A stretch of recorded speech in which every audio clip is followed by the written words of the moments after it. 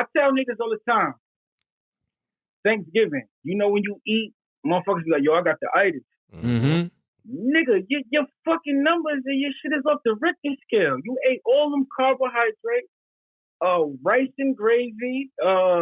Just think about it. Like, that's not what they call, black people call it itis. That's not, you was on the road to diabetes and didn't know. Yo, I never thought of that. That's crazy. So like when someone like they feeling like they tired, they like, yo, I got the itis, I gotta go lay down, I'm lightheaded or something like that. Yeah. You could be experiencing like an episode. My man. You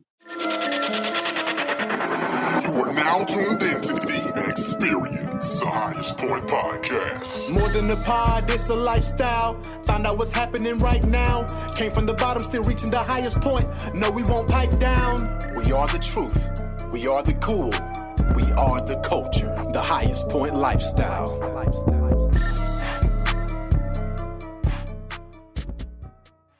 Yo, welcome to the Highest Point Podcast. This is a podcast for everyone, no matter where you're from, no matter what you've been through. You know you deserve the best and willing to put in the work for progress to reach the highest point. Mm-hmm. We got a special one today, people. You know what I'm saying? Like when you talk about some hip-hop shit, we got it today, you heard? I'm not even going to say his name right now. First, I'm going to let the music speak. Yeah. I'm going to let the music speak. So let's get it. I'm gonna tell y'all right now, man, we on a whole different vibe right now, you dig? Whole different type of frequency. So fuck with us. Let's go.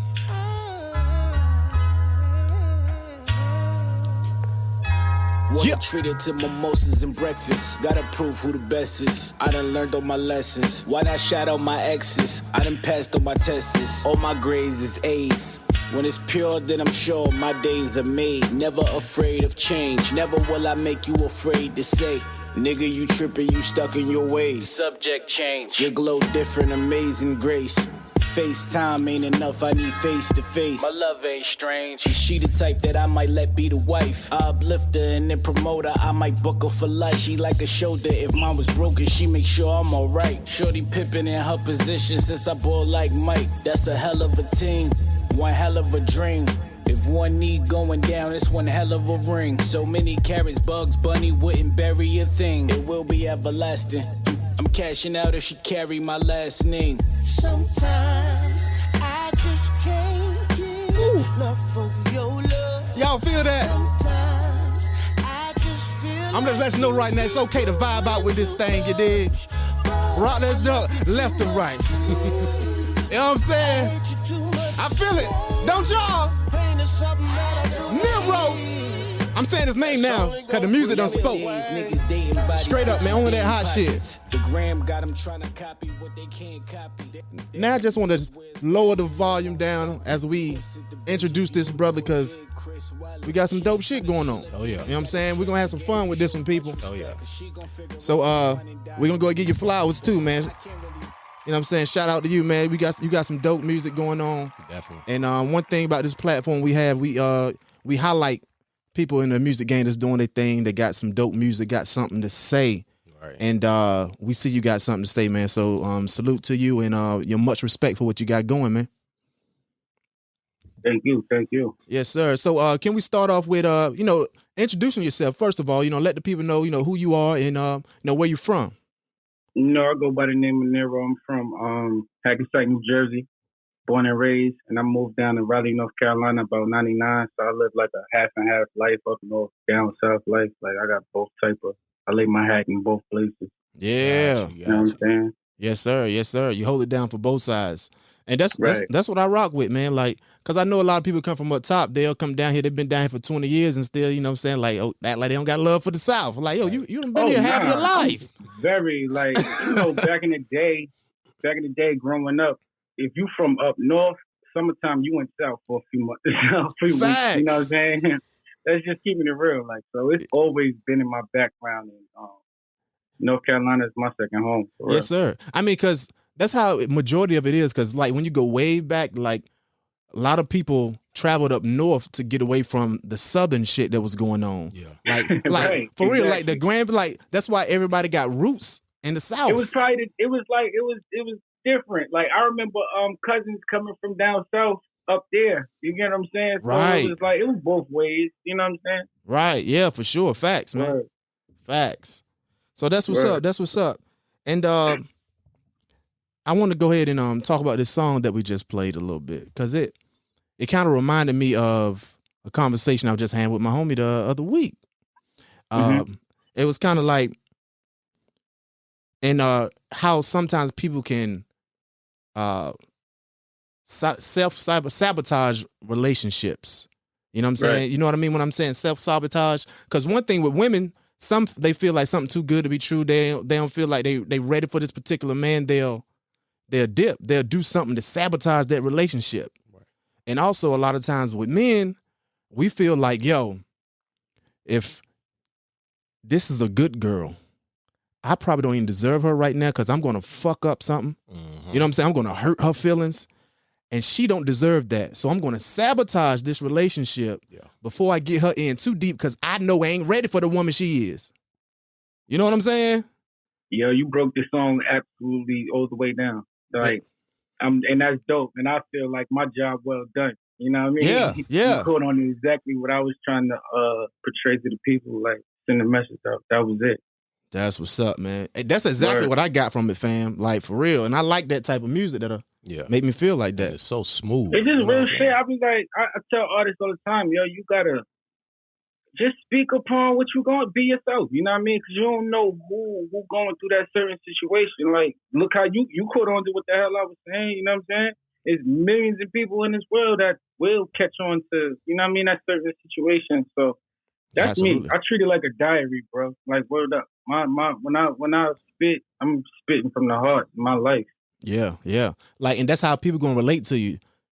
Like, people can tell when that junk is organic. You know what I'm saying? Like, cause you rap it in a different way. You know what I'm saying? Right. So and that's what I respect, and I love that. You know what I'm saying? For real. Yeah. Appreciate that. Yes, sir. You got a song that I actually can relate to a lot. 1111. On that first verse, you was talking about the diabetes and everything, right? I just picked my mom up from the hospital like on Tuesday, man. You know what I'm saying? Her stuff got out of control, so I really felt that one. Shout out to Mama Love. Appreciate it, man. For real. You know what? Since you brought that up, I'm on. You know what's crazy? I didn't mean to cut you off. Oh, you Mama good? Love, she's the type 2 diabetic too. You know we need to get into that. Crazy. So what's it?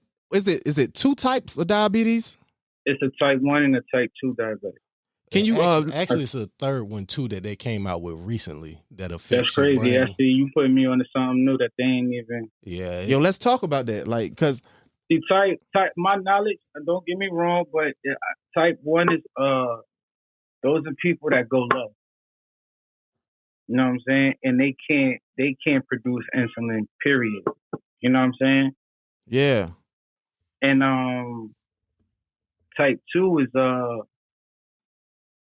type 2, they produce a little bit of insulin, I believe, and I guess they use the other insulin that they prescribe you in the pens to just balance it out. It's just like a seesaw, bro.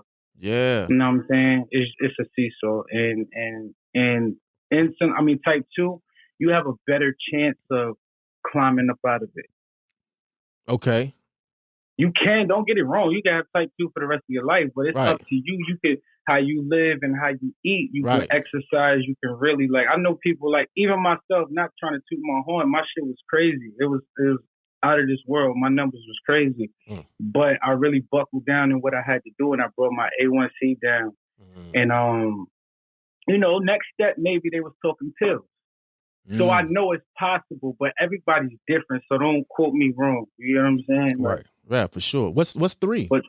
Well, type. Now that's something new. Type 3, is where it affects your like your brain capacity, right? So it'll make you start developing dementia. Damn. Yeah. So it's like, you know, the insulin, the blood sugar have trouble, you know, being received in your brain.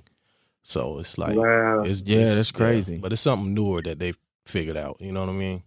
Yeah, and with me, see, I don't have any close family members that are impacted by it, but I know it can impact anyone. And I always wondered, because he's saying like you're insulin low, but I always heard people saying you on insulin. It can get too but high. I'm like, too. so like, is insulin like what they call sugar? Like when they say they sugar too high or too low, like how does that correlate? Like for me, say if I have, they want me around $150 to 200, my sugar level.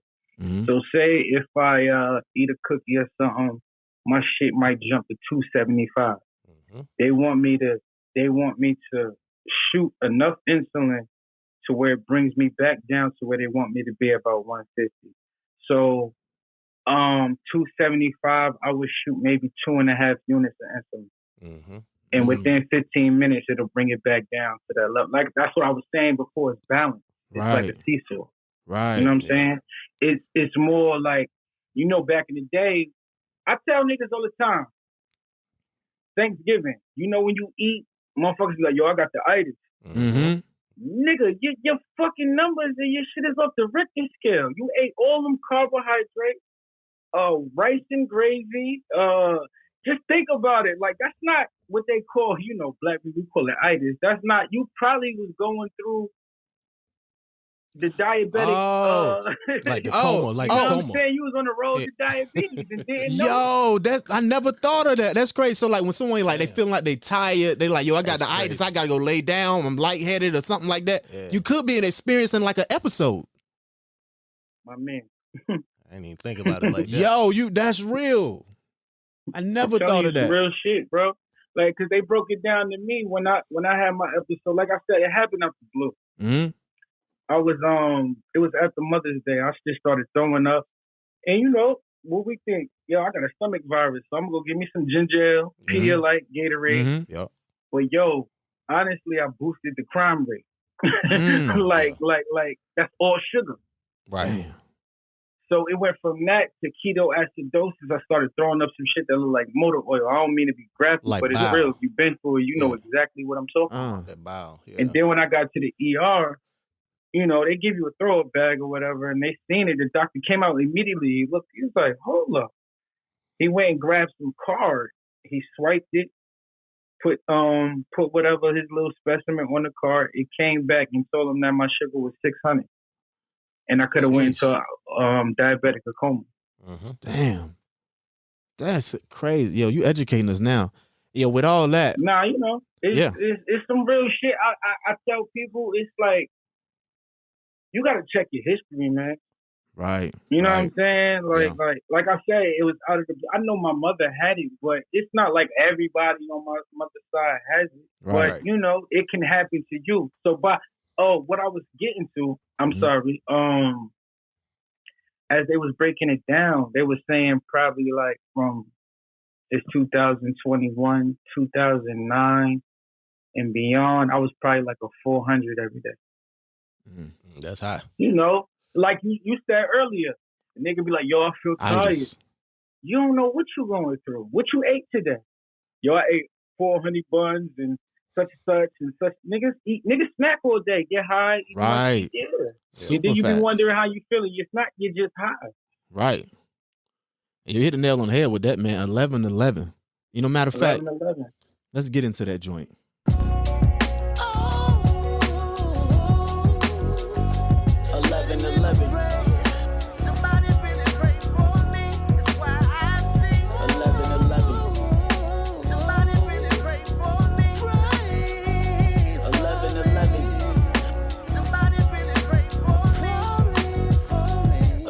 11. Woke up out that bed, not dead but alive.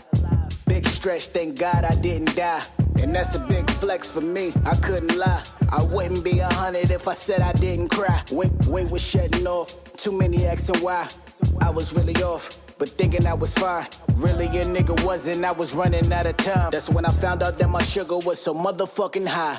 Used to see it clear till that insulin arrived. Vision blurry, so my real niggas and bitches give me rides. God don't give you hurdles just to trip over. Clear mind, fuck them french fries, game over. Toughest battles for the toughest soldiers. It's summertime and my heart colder. Who would've thought an angel had time to sit and keep texting so I could keep catching? 11-11. I just chillin', I watch, roll up a blunt, and and I look at the clock, 11:11. It's like my angels be texting, telling me something. It's gonna be better than ever. 11:11. Somebody really pray for me. It's why I see 11:11. This hip hop, baby. Somebody really pray for me. It's why I see 11:11. For sure. Caught it once again, but got my Yo. answer right away. Found out I'm my telling joy you. never live another- So let's talk about 11:11 for real. So what does 11:11 mean? New beginnings, Mm. the moving forward, the restart. And at first, I kept catching it. And I actually went to Facebook and I asked my people, I was like, yo, what do it mean when you keep catching 11:11? People just start stamping Right. information in the comments. You need to look this, the angel number, this. So I looked into it. And it's the angel number. It could be your ancestors, your family, or your friends trying to contact you from the other side. Mm. You know what I'm saying? They comforting you or just giving you a sign. If you that in depth with yourself, if you really in tune with life like that, it's also the restart, like I said, the new beginnings, the transition. And I was catching it. And when I went to the hospital, the night before I went to the hospital, I caught it. Mm-hmm. So I was something that I was sitting in my hospital bed. I'm thinking, I'm like, oh shit, the restart, the new beginning. Mm-hmm. Nigga, I gotta live with diabetes now. That's the restart. I gotta figure out that's the new beginning of life for me. You know what I mean? Yeah, I gotta man. stay alive, nigga. Like, Right. yo, you know For what I'm real. saying? So it all made sense. And to be honest, 11:11 was something when I got out the hospital. I went to shout out my man Tap, because he produced that. Tap Dope. 919 at Tap 919. That was supposed to be a record, just one record. And then he kept bringing joints, and that's how it just became. I was like, yo, what am I going to name this shit? And I kept catching 11:11. This the new beginning. This the new chapter, and that's how that shit came Yo. about. That's I dig it. dope. That's dope. That's some divine intervention, like some higher power just sending you signals, man. And you caught on. Right. For real. Right. That's dope. So so we got you right here. We've been talking a lot about, present and kind of recent history. We want to go way back for a minute, because we want the audience to get to know you know what I'm saying, from the beginning. So okay, when did you start rapping, and how old were you when you wrote your first rap? I was around the age of 9. Oh, that's early. And I come from a musical background. My mother was a writer. She still is a writer, excuse me.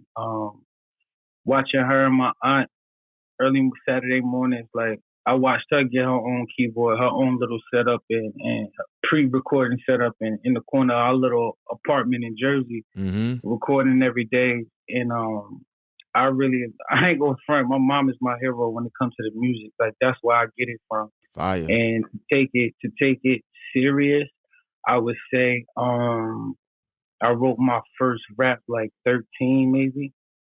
Real cheesy. I ain't gonna sit and say, yo, this shit was nice. Right. But it was a rap. You know what I'm saying? Yeah. It was like, that's what I wanted to do. You know what I mean? I knew that. And then really, really taking it serious, I would say about 17. That was shout out my man, R.I.P. Ryan.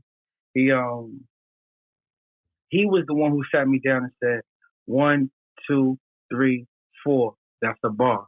1, 2, 3, 4. That's another bar. And yo, a hook is like a 4 to an 8 bar count. You get 16 of those. That's 16 bars. That's a verse. 12 of those. That's a verse. Like right. He showed me the techniques of that. Because at first, when you first start rapping and shit, you just start rhyming. You know what I mean? You ain't got no structure. You don't know no song structure, nothing. But he really sat me down and gave me the game with that part of the music. Yeah, man. Shout out to him. Rest in peace, King. Yep. Word. Yo, that's what's up, man. Like that's insightful right there. And so that was the beginning. We at the new beginning now. And let us know what's next. What's next is raising the bar for myself. I'm in no competition with nobody else. It's tunnel vision. I just do what's right for me, and who I like you said, it was dope. Even jumping in this conversation, you was able to break that song down. Like I said, to me, that's job well done. I ain't nothing more better than that. You get what I'm saying? Right.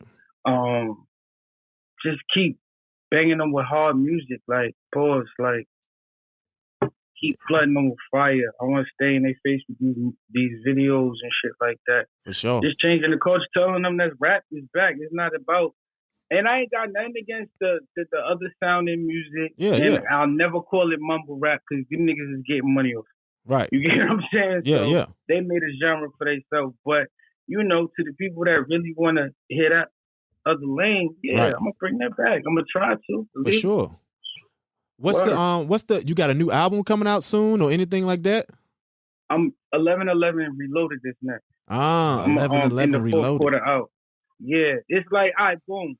That was like the first chapter I gave y'all. That was fresh out of the hospital. Mm-hmm. Now I'm back. I didn't, mm-hmm. I'm healthier. right. I see shit much different. You gonna get different vibes. You gonna get hot music. You gonna get more up tempo type. Mm-hmm. You gonna get some fire. Put it that way. Yeah, I dig it. And top of the year, I'm back at you again with something else. Dope. So let me ask you this: how often do you record? I record every day. Every day. So you got a good work ethic. Yeah. Every day. Yeah. Every day. Yeah, a lot of people don't do that. You know what? That brings me to a story I heard about you before. We met. This is literally our first time, conversing. You know what I'm saying? Right. Mm-hmm. We got linked up through a mutual friend. Right. But he told me about, first instance when you guys linked up. I don't even know if you know it from his perspective or whatever, but it was hilarious to me. But he came up there. It's on the how much you record type tip. Mm-hmm. So he came to you. He hit you up like, yo, I can pull up. I'm in your area or whatever. You know what I'm saying? You hit him a text like, who you with? Nigga, who you with? You ain't coming up here. You know what I'm saying? With no bunch of niggas. Yo, that sounds be funny. Like real talk, bro. It's funny. I'm the type of person I loved it. I love the atmosphere with everybody around. Right? Yeah. But I want the atmosphere with everybody around when I'm done, not when I'm working. Right. You know what I mean? So that wasn't the punchline, but it was me and the producer. Yeah. Me and the engineer. Actually, ain't no engineer. I record myself. So dope. Kudos to you there too. You like, doing that right too, because I listened to it in the whip. Shit sound good. Yeah. Thank you, my brother. But shout out to my man Mike Blaze. He really I record and do everything, but he really helped me bring it to life. He see my vision every time. Dope. Word. Mike Blaze, what up? Yeah. And then so when y'all in there sharing music, whatever, you listen to some shit. Then he tell us, yo, I see Niro going to the safe. He like, yo, this nigga either about to pull a gun out on my ass, or he might bless me in this bitch. I don't know what the fuck gonna happen. But so this what going through his head. Like, I don't know if this nigga about to pull out a scrap or what. You know what Niro pulled out, people, and I want everyone to pay attention when I say this. This is someone with work ethic. You know what I'm saying? This is someone who believes in his craft. And notice what I said. This was in a safe. He pulled out like 4 different drives full of music. And Maserati was like, yo, that's all I need to see. I know this man is about it. And that's a fact. Yeah. You know what I'm saying? You see someone pull out drives, and then this was in a safe. Yeah. So this whole house get burnt up. He wanted to make sure his music was in a safe place. So that's what's up. That's another thing. Shout out Maserati. That's my dog. That's my brother. Yeah, man. Did you know what he was thinking in that time? Did you ever have a conversation about that? Nah, he told me that, but it's like hearing you say it brought me back to the day. Like, damn, I ain't mean to do him like that. Thinking I was going to pull out a strap and nothing. Dang. Yo, that shit was hilarious, bro. Yeah. Like, but that's real though. Like, that's what niggas gonna think. Yeah. You know what I'm saying? Like, yeah. And he know you was already on your P's and Q's by your first question. That's a good inclination to me. Like, when someone saying that, I'm like, good, they got the type of mindset I got. They gotta, you know what I'm saying, scan the area, make sure shit is straight. You know what I'm saying? Mm-hmm. So that's what's up. That's what's up. But I definitely wanted to share that story with you, bro, because that was hilarious. Hilarious. And that solidified some things. I'm like, yo, this is gonna be a dope interview. I already can tell how his mind space is. Yeah. So, you know, I'm gonna move on to the next question. Like, did you get to see that Drinks Champs interview with Kanye? Definitely did. Now, you know, it was very interesting, but one part stuck out to me. I want to get your opinion on it. Oh man, here we go. It ain't gonna be nothing sideways. Yeah.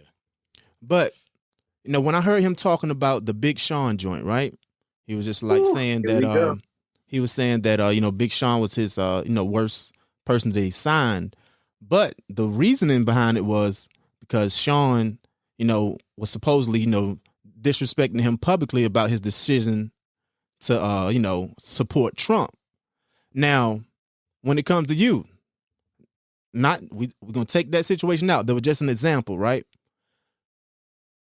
Would you, like, one of your friends, if they disagree about something you doing in a public space, would you disregard them because you preferred them to come to you personally and say something instead of public? Would you, like, not want to rock with them no more? Man, I'm gonna tell you like this. Look at the decision at hand. It was about your president. You know what I'm saying? Mm-hmm. And I understand. Like, yeah, maybe he could have come. Like, even if he would have, I believe if he even would have came to him and said that, he still would have been mad. You get what I'm saying?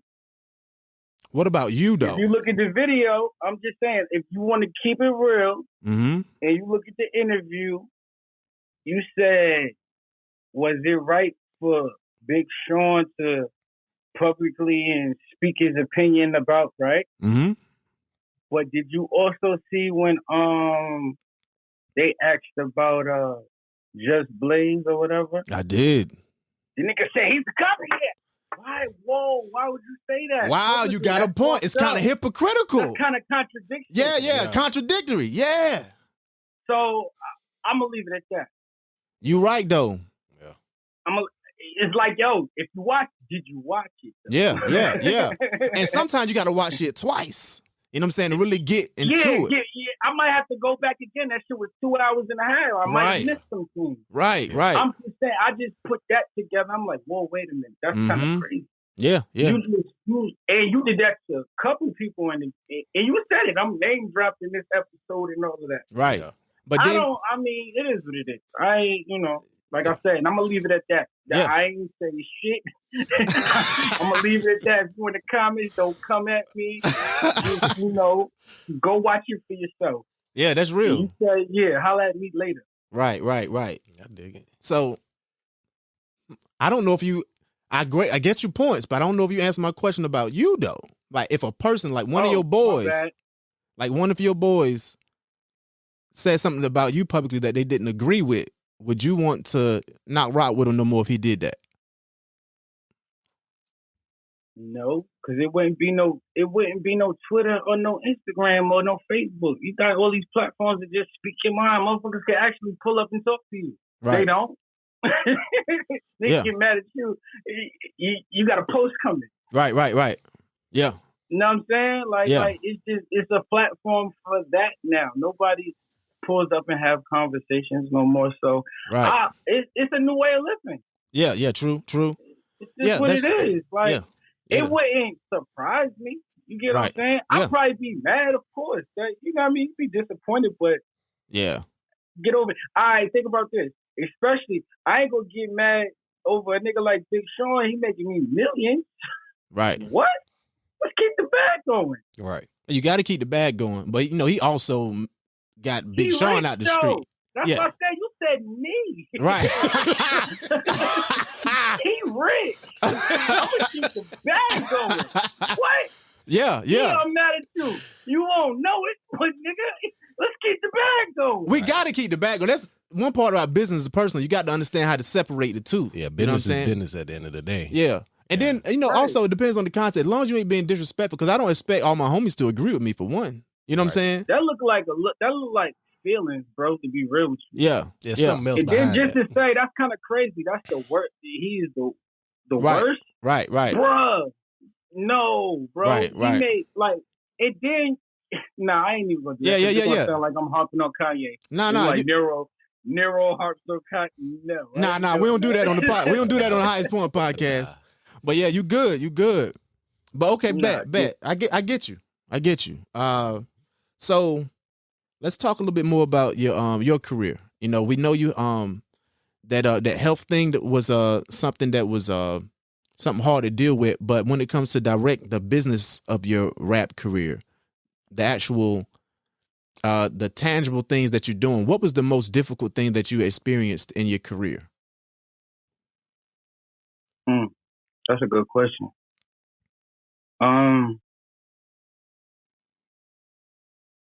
Knowing the business side is 90% business and 10% recording. You know what I mean? 90% business, 10% record. Yeah, it's 90% business, 10% recording. Damn. or being a musician, whatever you do. I probably say 95 and 5 if you really want to keep it on it.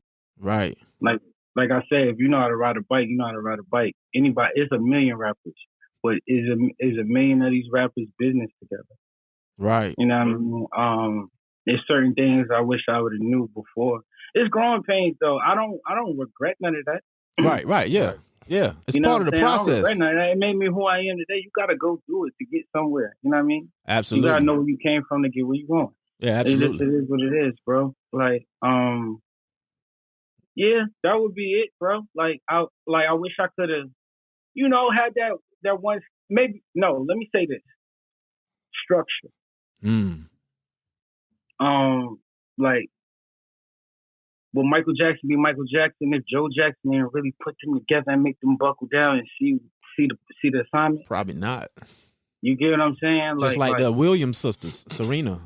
Without their pops. You see what I'm saying? The pops, if he wasn't on them and they was training, like, come on, bro. Yeah. That structure. That's really they had a system. Right. Not saying I'm not crying or nothing about it how I came up, but I'm just saying it's just that's the cards I was dealt. I made it work for me the best I could. Right. You know what I'm saying? Yeah. But I'm just saying, just a little more structure. Yo, Niro, you need the LLC this, you need to do this, your merch. Mm-hmm. You hear those things, but when you young and you trying to get on, you just trying to rap and go to studio and don't even know how to make money off your music and monetizing and shit. Niggas don't monetize. You say don't worry, niggas like, what? Right. Yeah. Super facts. Super facts. You know what I'm saying?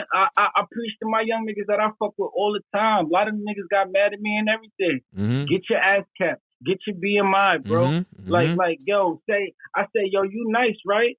He like, yeah, I'm the nicest thing smoking or whatever the case may be. But if Chris Brown want to jump on a song with you, are you ready? Will you have your ass capped to get your credits for the record that you do or whatever work you put in? No. Right. That's how niggas get jerked. Publishing, all that.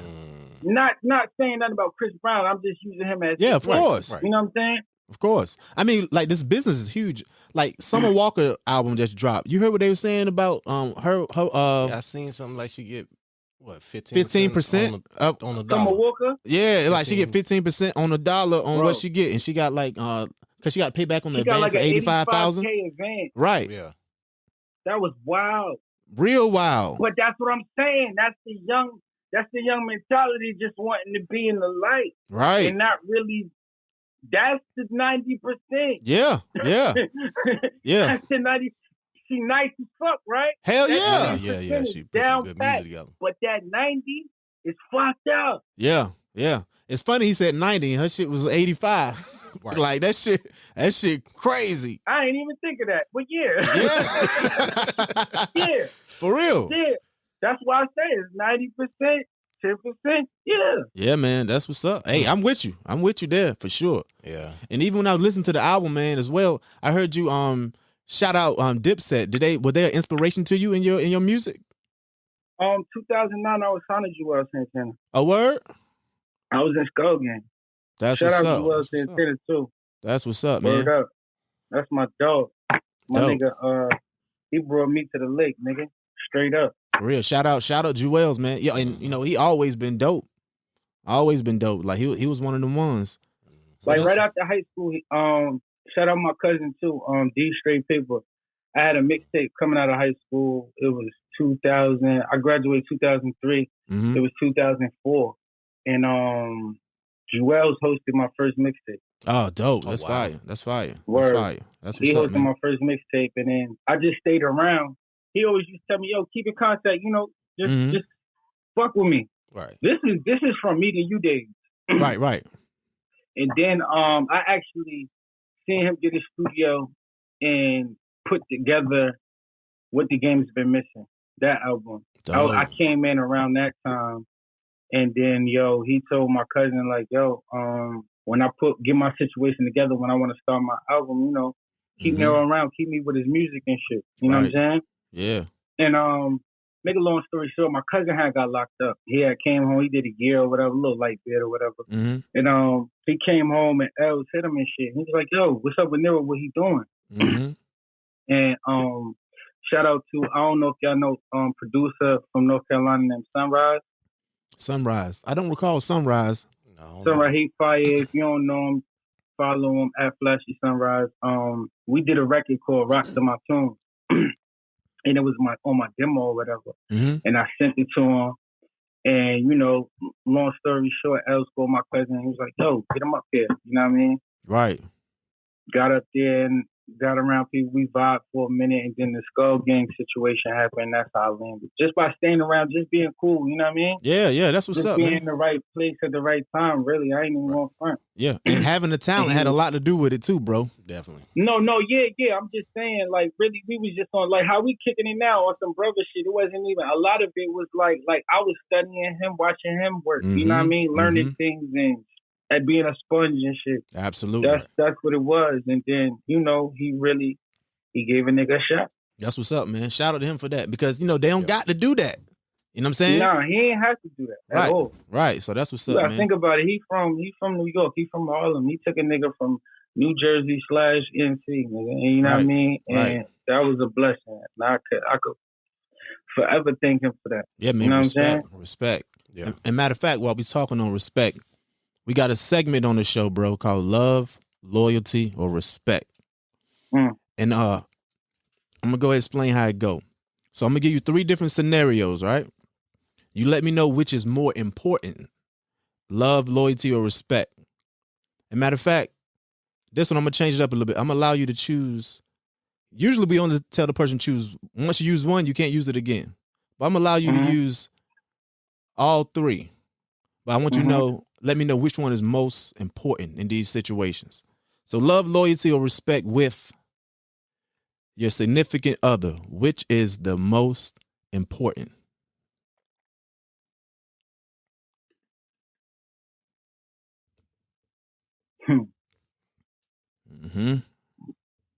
I say, don't self-sabotage now. You don't self-sabotage this relationship. You know what I'm saying? Now, you said relationship? Now, with your significant other, your old lady. With your significant other? Yeah. I would say respect.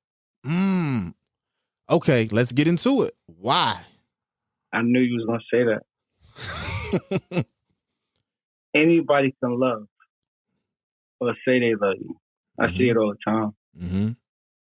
You meet a nigga for the first time, you be like, "Love, bro." What? Mm-hmm. How?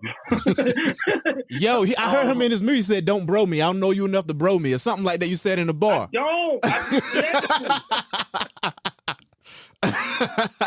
Hey, we listen. We listen. But actually, you can actually meet. When you meet somebody, they can actually be your bro. You get what I'm saying? Like you feel that. Like you get what I'm saying? But back to what we was talking about. Anybody can love. Mm-hmm. Loyalty. Anybody can break. Right. Like. But that was just your significant other. You chose respect. You told us that's important. And you said why? Right. Mm-hmm. Why was it the most important? Why I said respect? Mm-hmm. Because I rather you respect me because you going second guess. Right. Dig it. I get it. Okay, so I'm gonna give you this next scenario. You get what I'm saying? Like, did that go over yet? Like, if you respect me, you gonna think whether should I do this or not. Yeah, you sound like you saying y'all can respectfully like disagree. You know what I'm saying? We can agree to disagree and move on. You know, not disrespect. Exactly. Like. Say, I'm just saying. You watch The Shy? The Shy? Mm-hmm. I have not. You seen that yet? I ain't seen. I heard great things about it. Y'all ain't watched The Shy? Nah. All right, boom. Well, I'm gonna just get a scenario. And this is what I mean by, I guess they had to come to respecting each other. I forgot the two characters. It's the light skin. Well, y'all don't watch it. Well, it's one dude and his girl or whatever. She kept catching him cheap. Mm-hmm. You know what I'm saying? And it came down to a point. They actually split for a little while, but they know deep down they still love each other. They can't not fuck with each other. Mm-hmm. But she know in her mind, no matter what, he gonna cheat. Right. You know what I'm saying? Mm-hmm. So they came to agreement. What's it called? A polygamy relationship? Right, yeah. When you can fuck whoever you want to fuck. I can fuck whoever I want to fuck. Right. That's respect. Yeah. That gotta be respect. That's not loyalty or love. It's just I respect the fact that you gonna do that, and she gonna respect the fact that you gonna do that. She accepted who he is. This is who he is. Exactly. Exactly. Yeah. I get it. So that's why I chose respect. I bet. All right. So the next scenario: love, loyalty, or respect. Which is the most important? With your homies, like one of your aces, like not just no regular homie, a day one that you depend on. You know what I'm saying? They always had your back. You always had his back. If you go to war, this is the homie you want out there at war with you. What's the most important? Love, loyalty, or respect? Crazy. I'm about to run that back. Respect. I'm about to run that back. All right, now give us your reason with that then. The reason with that, everybody uses that word love. Mm-hmm. And everybody like, yo, how many times you done seen on the TV somebody for years and then all of a sudden they just fall out? Mm-hmm. Yeah. Mm-hmm. Too often. Or when they fall out, they say the most disrespectful thing about each other. Yeah. So it's like, hey, you ever seen somebody that be dead close? They fall out. Yo, this snitch ass nigga did it up, bitch ass nigga. Bro, you knew all that the whole time? Right. You still rocking with him? That's what I'm saying. Yeah, I even see that with when people in relationships. You break up with the girl, yo, she ain't shit, or the girl say he ain't shit.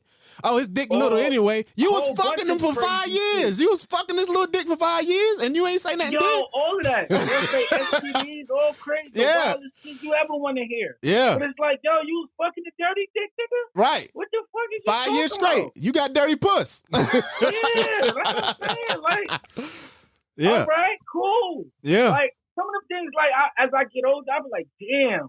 You think about like, yo, you let that shit go over your head? Yeah. Nah, that's crazy. Yeah, for real. That's crazy. All right, now, I think we might pull some heartstrings with you finally with this one. Love, loyalty, or respect. I don't know if you got any, but for your kids. Love. There we go. We got that love out of them finally, y'all. Got it. Nah, and I don't got no kids. Word. Okay. Nah, I don't got no kids, but I you know how they say, babies are born like as angels, right? Until they get into a certain age and get corrupted in the world, right. I forgot. I might have said it wrong, but you know what I'm talking about. I get it. Yeah. So that's real love. That's like pure. Yeah. Unconditional. They gonna love you anyway. Yes. Yeah. Like you can be poor. That baby gonna love the hell out of you anyway. You know what I'm saying? You can barely get rent paid. You living in a shack. Also, if you filthy rich, this baby don't give a damn. They want to see their parents. They're gonna look at you and giggle, bro. Right. No matter what. You know what I'm saying? No matter what. That's that unconditional shit right there. Yo, that's real. What up? Unconditional love. Yeah, man, that's dope, man. That's dope. And we got a lot of insight from you, man, your journey. Yeah. And just you done been through a lot, you know what I'm saying? You done was in a hospital bed, you know what I'm saying? You done came back with 11-11, which is a new beginning. You got more chapters to come because, hey, that was the new beginning, people. That's just the beginning. It's not the last you're going to hear Niro, for real. Like, he got some dope music. Make sure you follow him. So can you tell the people how they can follow you and support your movement? You can follow me on IG at Mr_Niro.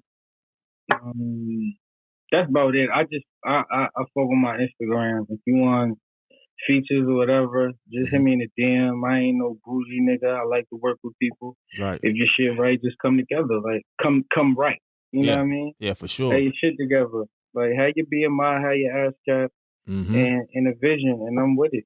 Like, that's what's up. I'm willing to work with anybody. I ain't one of them.